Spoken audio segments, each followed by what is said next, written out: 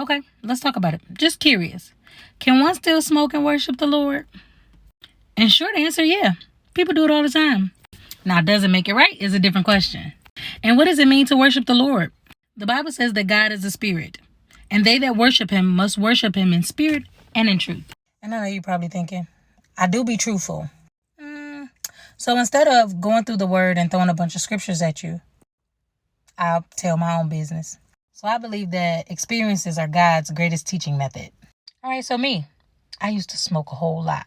Okay. And if you're new to my page, there is no shame. God brought me out of the dark, not so I could just sit and enjoy the light, but so now I can use my light to go into the dark and get other people. So let me help you. For me, I had to identify why is it that I smoke.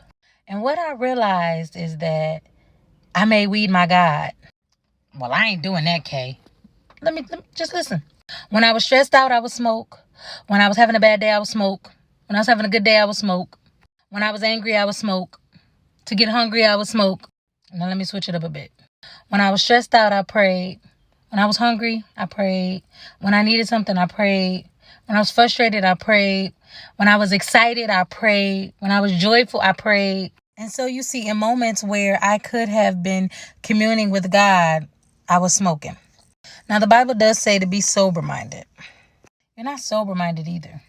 But I realized if I wanted to be closer to God, I had to get rid of that thing that kept me further from him. And weed was one of them. Smoking was one of them. And then on top of that, financially, I was asking God to bless me with more money and I was throwing it away. Because, yeah, it may make you feel good for a moment, but it doesn't really change anything. When you come down off your high, you're still in the same situation.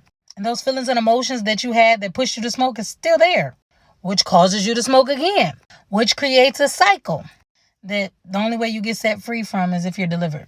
Because you can stop, but if you're not delivered, you'll start again. And so along my journey of worshiping the Lord and still smoking, he showed me, like what was inside of me for real. And then we began to deal with those things. And what do you know? I no longer had the desire to smoke. The delusion of why I smoked was no longer there because God exposed it. And so I started to ignore what the enemy was telling me. And I say the enemy because it went against what God was saying in his word. And so I didn't answer this to condemn anybody because, like I said, I was there. My ex-husband was there. And the reason we don't smoke today isn't because somebody told us that we was going to go to hell for smoking. We stopped smoking because we realized it was interfering with our relationship with God.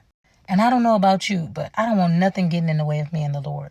Because smoking perverts the reality. And where there is perversion, there is no provision. And I need God. We need God. And so can you? Yes. But should you? No.